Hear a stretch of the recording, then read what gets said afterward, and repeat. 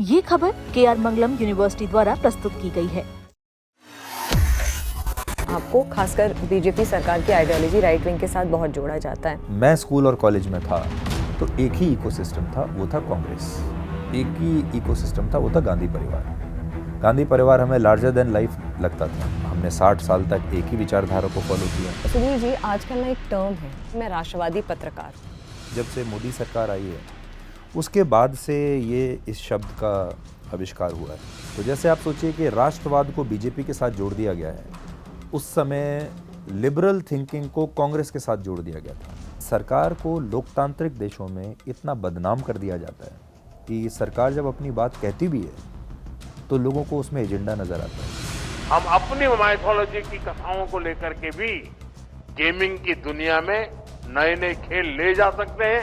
हमारे हनुमान जी पूरी दुनिया की गेमिंग को चला सकते हैं। नुपुर शर्मा का केस हुआ था कुछ साल पहले। मेरा बस इतना ये कहना है कि एक अमुक धर्म का अपमान करने पर अगर एक व्यक्ति को इतनी सजा मिल सकती है तो दूसरे धर्म का अपमान करने पर भी वैसी ही सजा दूसरे लोगों को मिलती है। 2013 में आपको पत्रकारिता का जो हाईएस्ट अवार्ड भारत में है, रामनाथ गोयनका अवार्ड मिला। निर्भया केस की रिपोर्टिंग के लिए मुझे रामनाथ गोयनका अवार्ड मिला, लेकिन लोगों को ये नहीं पता होगा कि इसी रिपोर्टिंग के लिए सबसे पहले मेरे ऊपर FIR दर्ज हुई थी। 2020 में जी न्यूज़ ने ये क्लेम किया कि चाइना आपके ऊपर बहुत क्लोज वॉच रख रहा है। एक्चुअली ऐसा कोई साल नहीं है जब मुझे कहीं ना कहीं से थ्रेट ना आए हो। हाफिज सईद ने मुझे पाकिस्तान से एक बार धमकी दी थी। इसके अलावा जो खालिस्तानी टेररिस्ट हैं उन्होंने मुझे बहुत सारे थ्रेट्स किए। मैंने एक रिपोर्ट की थी दाऊद इब्राहिम के ऊपर, तो उसी शाम को मुझे छोटा शकील का फ़ोन आ गया था और जिस प्रकार से उन्होंने मुझसे बात की वो मतलब अच्छी टोन नहीं थी। इतने बड़े बड़े इंसिडेंट्स देश में हुए हैं, उस दौरान कुछ ऐसा जिसने आपको डीपली मूव किया हो या इम्पैक्ट किया हो? कारगिल वॉर के दौरान मेरी मुलाकात कैप्टन विक्रम बत्रा से हुई थी। मैंने उनका एक इंटरव्यू भी किया था। जिस दिन मैं विक्रम बत्रा से मिला उसी रात को विक्रम बत्रा शहीद हो गए। डीप फेक्स और मिसलीडिंग कंटेंट को लेकर के भी आपके कंसर्न थे, जिसको लेकर के आपने दिल्ली हाई कोर्ट से इंजंक्शन लिया। तो डीप फेक तो भविष्य की एक बहुत बड़ी चुनौती है। अगर हमने इसको रेगुलेट नहीं किया तो ये अपराध का एक बहुत बड़ा केंद्र बन जाएगा। अर्नब गोस्वामी, उन्होंने एक टेलीविजन पे डायरेक्ट आपको जाइब लेते हुए आपका नाम नहीं लिया। हालांकि 15 करोड़ की जब बात होती है और गवर्नमेंट टैंकर और इस तरीके की चीज़ों की बात होती है तो ऑफ कोर्स बहुत क्लियर हो जाता है। इसमें तो मैं यही कह सकता हूँ कि शायद मैं ही ऐसा किस्मत वाला हूँ जो सबकी नींद खराब किए हुए और अगर पीठ पीछे मेरे बारे में कोई चर्चा होती है, मैं इसे मेरी सफलता मानता हूँ। बॉलीवुड का एक सेकंड रेटेड या थर्ड रेटेड एक्टर एक पिक्चर के 5 से 10 करोड़ ले लेता है। खिलाड़ी इतना पैसा कमा रहे हैं, तो अगर एक जर्नलिस्ट ने अपना एक जायज़ पैसा ले लिया तो उसमें किसी को क्या समस्या हो सकती है? क्या टेलीविज़न इंडस्ट्री ख़त्म हो रही है? अगर न्यूज़ इंडस्ट्री के लोग चाहते हैं कि उनका कंटेंट टीवी पर देखा जाए तो उनको अपना कंटेंट बदलना पड़ेगा। क्रिएटर इकोनॉमी बहुत इवॉल्व होने वाली है, तो आप कहाँ ट्रेडिशनल जर्नलिस्ट को इस पूरे एरिया में कहाँ देखते हैं? आप देखिएगा after few years there will be a premium on right information, और सही इंफॉर्मेशन आपको ढूंढ के भी कहीं नहीं मिलेगी। ब्रांड सुधीर चौधरी क्या है?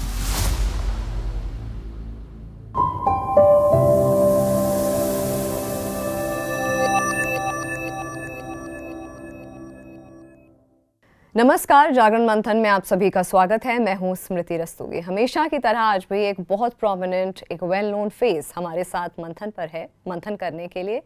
सुधीर जी, आपका बहुत बहुत स्वागत है। थैंक यू स्मृति, और आपके दर्शकों को भी मेरा नमस्कार और शुक्रिया मुझे यहाँ बुलाने के लिए। इंट्रोडक्शन के मोहताज आप है नहीं, इसीलिए मैं कोई इंट्रोडक्शन, हम शो से पहले भी यही बात कर रहे थे, आपका नाम ही काफ़ी है। तो आज हमारे साथ सुधीर चौधरी जी हैं। सुधीर जी, बहुत सारे सवाल हैं। पहली बात यह है कि थैंक यू फॉर कमिंग, और बहुत सारे पॉडकास्ट और इंटरव्यूज़ में आप जाते भी नहीं हैं, लेकिन आप आए और इंटरव्यू के लिए ये फाइनली हो रहा है। ये मेरे लिए भी बहुत खुशी की बात है, क्योंकि एक एक इंडस्ट्री के ऐसे वेटरन से कुछ सवाल करना, ये मेरे लिए भी उतना ही कठिन होता है। और आप जब हॉट सीट पे बैठे होते हैं तो फिर कोई भी सवाल कुछ भी आ सकता है, तो वो जो स्पोर्टी जो अंदर से वो जो एफर्ट होता है ना, जो स्पोर्टी एटीट्यूड होता है, वो भी होना बहुत ज़रूरी है। Thank you so much again. तो स्मृति, मैं एक्चुअली एक तो आपके जो दर्शक हैं, दैनिक जागरण के दर्शक, उन तक मैं पहुंचना चाहता था, तो इसलिए सबसे पहले मैं दैनिक जागरण के सारे दर्शकों को जो हमें देख रहे हैं उन्हें नमस्ते कहना चाहता हूं। और ये मेरा तीसरा पॉडकास्ट है अभी तक का जी, और काफ़ी सारे लाइनअप हैं अभी भी। तो मैं ऐसा विश्वास करता हूं कि बहुत ज़्यादा भी अपनी सप्लाई बढ़ा नहीं देनी चाहिए। तो मेरे जो दर्शक हैं वो तो रात में मुझे 9 बजे देख ही लेते हैं डीडी न्यूज़ पर। तो मैं बहुत कम इसके अपने प्लेटफॉर्म के बाहर मैं बहुत कम जाता हूँ। और जैसा मैंने कहा कि ये सिर्फ तीसरा मेरा पॉडकास्ट है जब मैं आया हूँ, और उसका मकसद यही था कि मैं आपके दर्शकों तक पहुँच सकूँ, दैनिक जागरण के दर्शकों तक पहुँच सकूँ, और जो बातें अभी तक मैं नहीं बता पाया हूँ अपने बारे में या बहुत सारे विषयों के बारे में, वो आज हम कर सकें। बिल्कुल, तो शुरुआत करते हैं। सुधीर जी, आजकल ना एक टर्म है जो मुझे भी इसका बैकलैश बहुत मिलता है, अगर कहीं पर कोई बोलता है कि जी मैं राष्ट्रवादी पत्रकार हूँ, या मैं राष्ट्रवादी एंकर तो नहीं कहेंगे, राष्ट्रवादी विचारों में बिलीव करती हूँ। मेरे अकॉर्डिंग राष्ट्रवादी का मतलब ये होता है जब आपका देश सर्वप्रथम हो, देश के हित सर्वप्रथम हो। उसका मतलब बहुत ही सिंपल लैंग्वेज में वही नेशनलिज्म कहलाता है। लेकिन आजकल बहुत नेगेटिविटी, बहुत डायलेमा है इस टर्म के अराउंड। और जैसे कि आप दूरदर्शन के साथ एसोसिएटेड हैं, आपका बहुत प्रोमिनेंट डिकोड शो आता है, तो अक्सर ये होता है कि जब आपको राष्ट्रवादी बोला जाता है तो या तो आप प्रो गवर्नमेंट हैं, प्रो बीजेपी हैं, या आपकी आइडियोलॉजी राइट विंग अफिलिएटेड है। एक बायसनेस है इस टर्म को लेकर के। मुझे लगता है कि ये जो राष्ट्रवादी संज्ञा दी जाती है, ये एक पॉलिटिकल टर्म है, और ये बहुत लेटली अभी कुछ हाल के कुछ साल में, या ये समझ लीजिए कि जब से मोदी सरकार आई है उसके बाद से ये इस शब्द का आविष्कार हुआ है। तो इसमें 2-3 चीज़ें मैं कहना चाहता हूँ। जैसे मान लीजिए अगर मेरे बारे में कोई ये कहता है कि राष्ट्रवादी पत्रकार, या कुछ और लोगों के बारे में, आपकी एक विचारधारा होती है, और वो विचारधारा अगर किसी पार्टी के साथ थोड़ी बहुत मैच करती है तो लोग आपको उस पार्टी के साथ जोड़ना शुरू कर देते हैं। जैसे मान लीजिए अगर मैंने कहा कि हर स्कूल में राष्ट्रगान होना चाहिए, या मैंने कहा कि हर समारोह में वंदे मातरम गाना चाहिए, तो लोग मुझे राष्ट्रवादी कहने लगेंगे, और मुझे ये भी कहेंगे कि ये बीजेपी की सोच वाला व्यक्ति है, या ये बीजेपी के समर्थन का व्यक्ति होगा। मैंने अगर ये कह दिया कि इंडिया नहीं भारत कहना चाहिए, मैंने अगर ये कह दिया कि भारत को विकसित होना चाहिए, तो लोग सोचेंगे कि ये तो बीजेपी की विचारधारा है। जबकि सच्चाई ये है कि मैं अगर आपको मेरी जर्नी में बताऊं, तो मैंने अपना जो पहला शो शुरू किया था डीएनए, मैं उस समय भी यही बातें करता था, और मैं ये कहता था कि लोग अपने देश के बारे में भूलते जा रहे हैं, क्योंकि एक बहुत लंबा दौर हमारे देश में ऐसा रहा जब हमारे अपने ही देश के लोग अपने ऊपर शर्मिंदा होते थे, अपनी संस्कृति को लेकर, अपनी स्थिति को लेकर, अपनी भाषा को लेकर, अपने पहनावे को लेकर हम बहुत डिफेंसिव रहते थे। हमें उसमें गर्व नहीं महसूस होता था, और हम पश्चिमी देशों की कॉपी करते थे। और धीरे धीरे देखिए वो कैसे चीज़ें हमारे ज़िंदगी में आनी शुरू हो गई। जैसे आज भारत जैसे देश में भी अगर कोई अपना जन्मदिन मनाता है तो केक काटता है। हमारे यहाँ हम दिया जलाते हैं किसी भी सेलिब्रेशन में, अग्नि के साथ उसको शुरू करते हैं, लेकिन केक में हम मोमबत्ती बुझा के करते हैं। हमारे संस्कारों में मोमबत्ती जलाना और दिए को जलाना है, लेकिन हम बुझाकर उसको शुरू करते हैं। मैं एक छोटी सी चीज़ आपको बता रहा हूँ। धीरे धीरे जब आप खाना खाते हैं तो डाइनिंग टेबल ने उसकी जगह ले ली। तो जब कुछ लोगों ने उसके बारे में खुलकर बात करनी शुरू की तो लोगों ने उसे राष्ट्रवाद कहना शुरू कर दिया, और फिर ये एक सोशल मीडिया का टर्म बन गया। तो मुझे ऐसा लगता है कि ये 2012 के बाद जो सोशल मीडिया आया है उसने बहुत सारे ऐसे टर्म दिए हैं। राष्ट्रवाद का दे दिया है, गोदी मीडिया दे दिया है, जबकि ऐसा कुछ नहीं है। सिर्फ इतना है कि कुछ लोग अब पहले के मुकाबले ज़्यादा एक तो मुखर हो गए हैं इन चीज़ों को लेकर, अवेयरनेस इन चीज़ों को लेकर बहुत बढ़ गई है और अब इन पर खुलकर बात होती है। पहले शायद नहीं होती थी क्योंकि व्यवस्था ऐसी थी, वो आपको डिस्करेज करती थी ऐसी बातें करने से। तो मतलब कि जो धीरे धीरे जो विचारधारा में जो चेंज आया है ओवरऑल, चाहे फिर irrespective of which generation you come from, irrespective of which background you come from, and irrespective of what area of profession you come from, लोगों की thought process evolve हुई है, जिसके साथ साथ ये सोशल मीडिया का जिस तरीके से एक डायनेमिज्म बढ़ा है, उसके साथ साथ लोगों को एक से बढ़ गया, एक फ्रीडम ऑफ स्पीच का जो यूटिलाइज करने की जो बात है, उसको अलग अलग तरीके से लोग यूटिलाइज कर रहे हैं। तो मैं तो इसको उल्टे तरीके से देखता हूँ। लोग कहते हैं अभी कि फ्रीडम ऑफ स्पीच खतरे में है, अभिव्यक्ति की आज़ादी खतरे में है, लोकतंत्र खतरे में है, लोग अब ऐसा कहते हैं। पर मैंने अपने करियर की शुरुआत की थी 1994 में और 90 के दशक में मैं कॉलेज में पढ़ रहा था, अर्ली 90s में, 80 के दशक में मैं स्कूल में पढ़ता था। तो मैंने उस व्यवस्था को देखा है। उस समय जो मेजॉरिटी पॉपुलेशन थी हमारी, बहुसंख्यक आबादी, वो बैकफुट पर रहती थी, वो डिफेंसिव मोड में रहती थी, और जो अल्पसंख्यक आबादी जो थी वो अग्रेसिव रहते थे, वो फ्रंट फुट पे खेलते थे। और बहुसंख्यक आबादी की जिम्मेदारी ये बना दी गई थी कि उनको सामाजिक सौहार्द बनाकर रखना है, ये उनकी जिम्मेदारी है। सरकार पहले अल्पसंख्यकों के बारे में सुनेगी और फिर बहुसंख्यक के बारे में सुनेगी। अगर किसी अल्पसंख्यक के साथ कोई नाइंसाफ़ी हुई है तो पहले उसकी ही सुनवाई होगी, बहुसंख्यक की बाद में होगी। इसमें कोई ये अलग अलग विचारधाराएं, लेकिन फिर ये एक पॉलिटिकल बिजनेस मॉडल बन गया, चुनाव जीतने का तरीका बन गया, तुष्टीकरण का तरीका बन गया।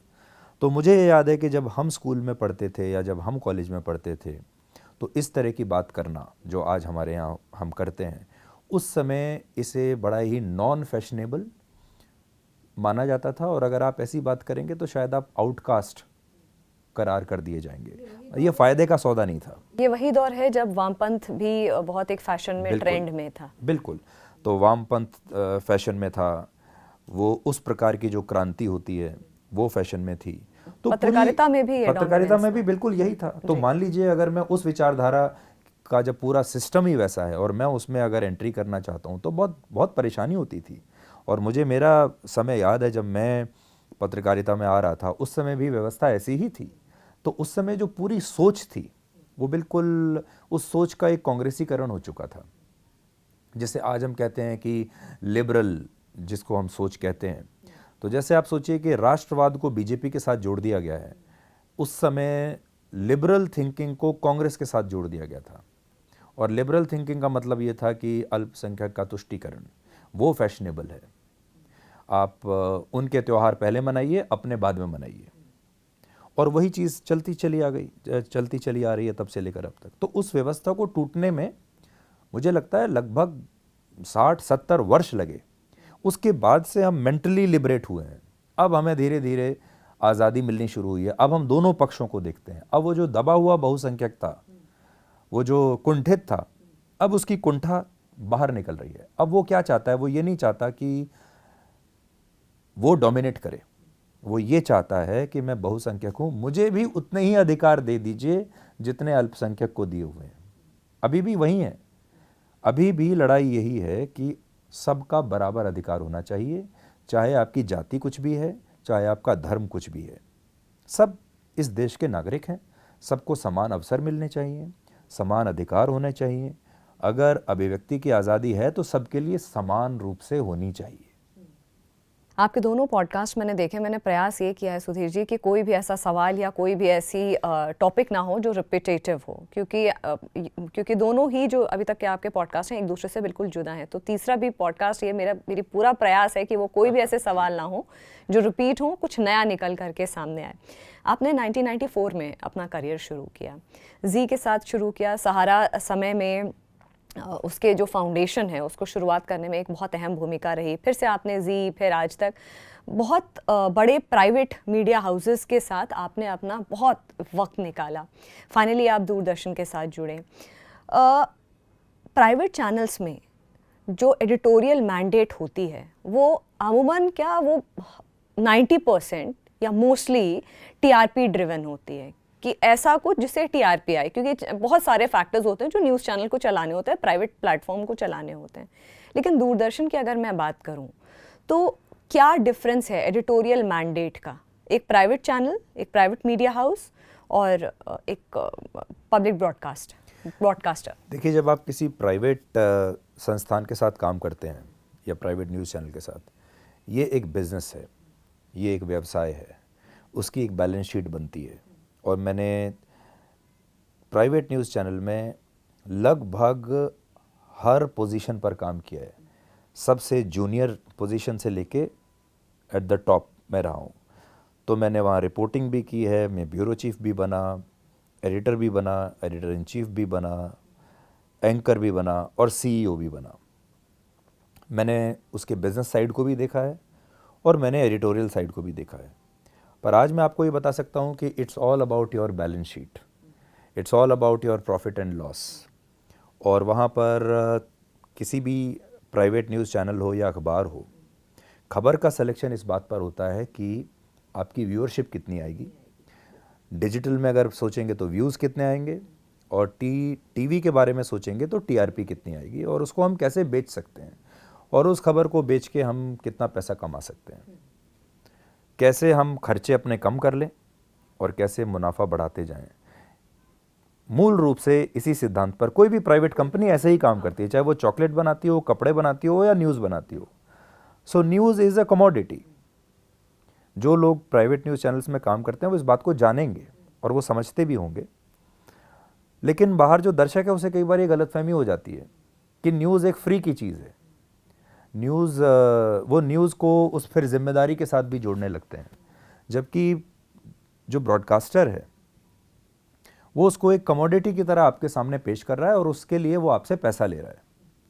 फ़र्क इतना है कि हमारे दर्शक को ये पता नहीं है कि ये पैसा उसकी जेब से जा रहा है, उसको ये बात समझ में नहीं आती, या उसको कई बार ये समझ में नहीं आता कि जब वो इस तरह की चीज़ें देख रहा है तो वो खुद प्रोडक्ट है। उसका एक व्यू या उसका टीवी पर बिताया हुआ कुछ समय, इट्स ऑल कमर्शियलाइज्ड, इसका दोहन होता है। तो लेकिन जब डीडी में आप आते हैं तो डीडी का जो मैंने जो फ़र्क महसूस किया, उनका उद्देश्य है सर्विस, उनका उद्देश्य है अवेयरनेस, और वहाँ पर आप कह सकते हैं कि देश, राष्ट्र सबसे पहले है, हमारा समाज सबसे पहले है। प्राइवेट न्यूज़ चैनल में शायद इस बारे में कभी कोई डिस्कशन नहीं होता कि अगर मैंने ये खबर दिखाई तो समाज पर उसका क्या असर होगा, अगर मैंने ये खबर दिखाई तो जो हमारे बच्चे इस खबर को देखेंगे, हमारा जो यूथ इस खबर को देखेगा, उस पर क्या असर पड़ेगा, क्या मैं कोई गलत ट्रेंड तो नहीं शुरू कर रहा हूँ, या ऐसा कोई नैरेटिव तो नहीं है कि जिससे जैसे ऑपरेशन सिंदूर क्या के टाइम मैं पे कोई ब्रेकिंग backlash न्यूज़ हो। करने के चक्कर में कुछ ऐसा तो नहीं कर रहा हूँ जिससे मेरे देश को नुकसान हो जाए, जिससे हमारी सेना को नुकसान हो जाए, क्या मैं कुछ ऐसा तो नहीं कर रहा हूँ जिससे हमारे देश के जो दुश्मन हैं, आतंकवादी हैं या कोई भी हैं, उन्हें कुछ फ़ायदा हो जाए। 26/11 में आप देख सकते, आपको हमेशा हर जगह आपको ये देखने को मिलेगा।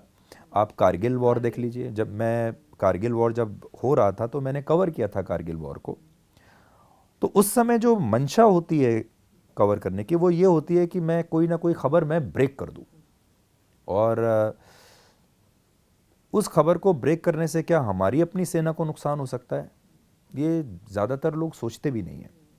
पर जब आप दूरदर्शन में आते हैं तो आपको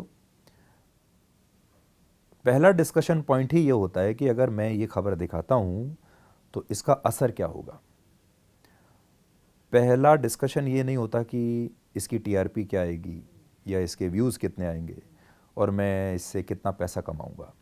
तो ये बहुत बड़ा मूलभूत फ़र्क है प्राइवेट चैनल और एक सरकारी ब्रॉडकास्टर के बीच में। और लाइफ के जिस मोड़ पर मैं आ गया था उसके बाद मुझे ऐसा लगा कि मैं जहाँ तक मैं अब आज पहुँचा हूँ, अगर मुझे कुछ लोकप्रियता मिली है, अगर मुझे कुछ लोग देखते हैं, तो मैंने इसका क्या किया। यानी अब हमारी ये जिम्मेदारी है कि इस लोकप्रियता को मैं कैसे इस्तेमाल करना चाहता हूँ। क्या मैं वापस समाज को कुछ देना चाहता हूँ। तो मुझे ऐसा लगा अब इस स्टेज में आने के बाद कि अब मेरा वापस करने का समय है। मैं जहाँ भी हूँ इस देश के लोगों के वजह से ही हूँ, तो अब मैं उनको वापस करना चाहता हूँ और इस प्रेशर से मैं निकलना चाहता हूँ कि जहाँ मुझ पर ये दबाव हो कि चाहे वो समाज के लिए अच्छा हो या ख़राब हो, आपको ये दिखाना है और इसमें आपको टीआरपी बटोरनी है और व्यूज़ आपको इसमें लेने हैं और आपकी कोई ज़िम्मेदारी नहीं है।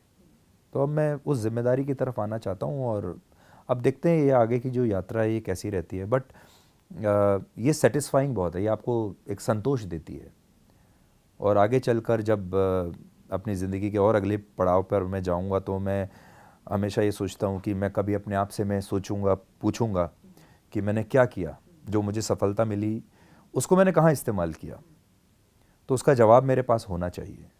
आपने टीआरपी की बात करी, तो प्राइवेट चैनल्स के पास क्योंकि एक होड़ है, एक रेस है कि भाई नंबर 1 पे रहना है टीआरपी चार्ट पे। अभी तो फिलहाल जब से डिजिटल लैंडस्केप इतना डायनेमिक हुआ है, इतना इवॉल्व हुआ है, एक अलग रेस शुरू हो गई है। लेकिन टीआरपी की अभी भी न्यूज़ चैनल्स में, टीवी के वर्ल्ड में अभी भी एक दौड़ है।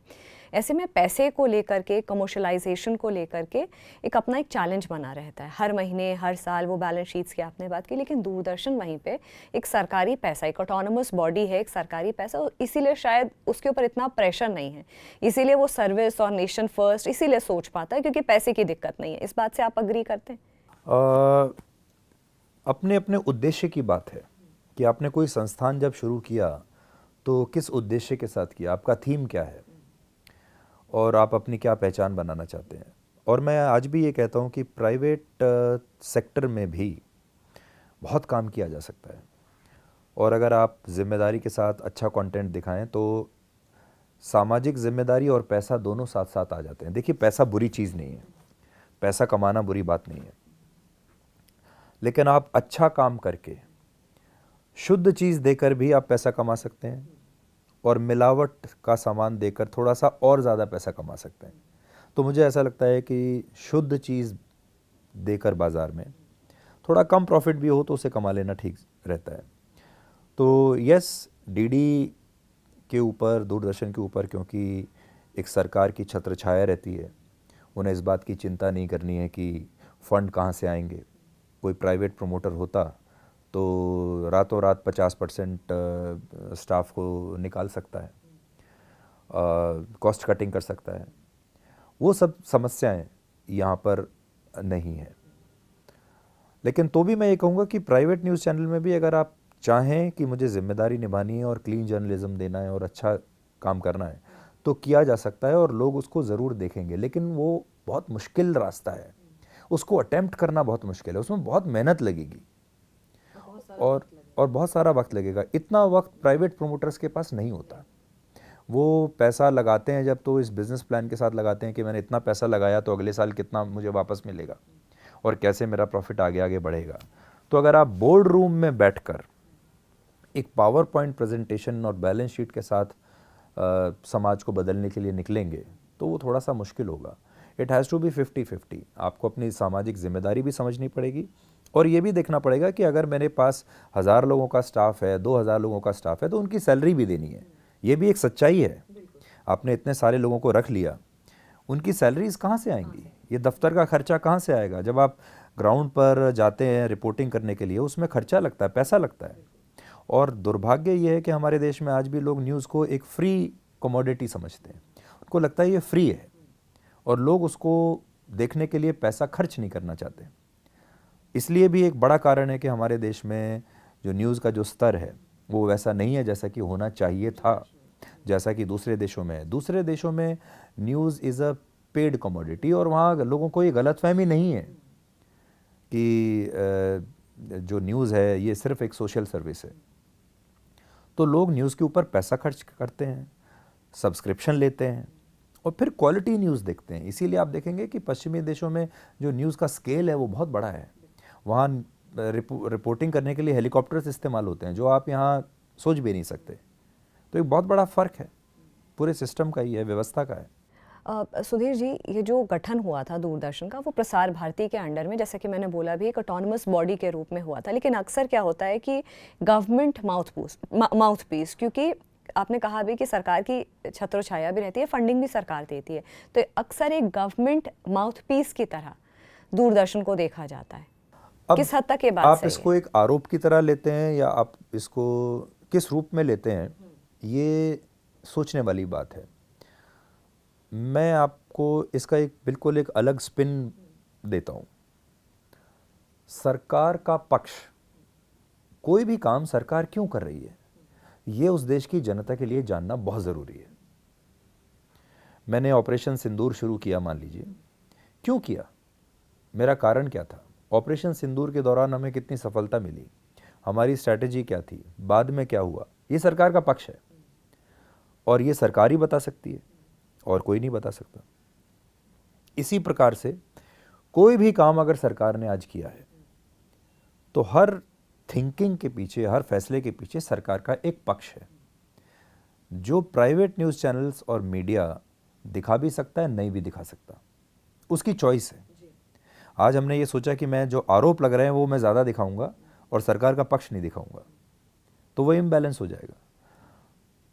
तो हमारी जो ट्रेडिशनल पत्रकारिता है उसमें मुझे लगता है कि कुछ ख़ास लोगों ने एक ऐसी धारणा बना दी कि अगर कोई पत्रकार सरकार का पक्ष आपके सामने रख रहा है तो वो पत्रकारिता नहीं है, आप उसका माउथ पीस हो जाते हैं।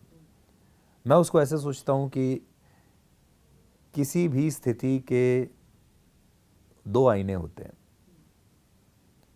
हर सच के दो चेहरे होते हैं। एक चेहरा आपके पास पहुंचा है तो दूसरा चेहरा भी आपके पास पहुंचना चाहिए, उसके दो पक्ष आपके पास पहुंचने चाहिए। दो पक्ष हैं या 3 हैं या 20 हैं, वो सारे पक्ष आपके पास होने चाहिए। तो सरकार किसी भी देश की रही हो, ख़ासतौर पर हमारे देश की, उनको हमेशा ये समस्या रहती है कि प्राइवेट न्यूज़ चैनल जो है वो हमारी बात, हमारी मंशा ठीक से दिखाता नहीं है। और हो सकता है ये उनके बिजनेस इंटरेस्ट को सूट करता हो या ना करता हो, वो मसाला न्यूज़ के मॉडल में फिट बैठता हो या नहीं बैठता हो। तो कम से कम एक प्लेटफॉर्म ऐसा होना चाहिए जहां आपको फैक्चुअली करेक्ट चीज़ें आप तक पहुंच जाए, सही जानकारी आप तक पहुंच जाए, कौन सी योजना किस मंशा के साथ शुरू हो रही है, किस योजना को लेकर गलतफहमियां हो रही हैं। आज आप देखिए, ये दुष्प्रचार का ज़माना है। SIR देख लीजिए, इससे पहले नया नागरिकता कानून आया था, वो देख लीजिए, कृषि कानून देख लीजिए, बहुत तरह की चीज़ें हैं। उन सब पर एक गलतफहमी क्रिएट करने की कोशिश की जाती है और ये विपक्ष का नैरेटिव होता है।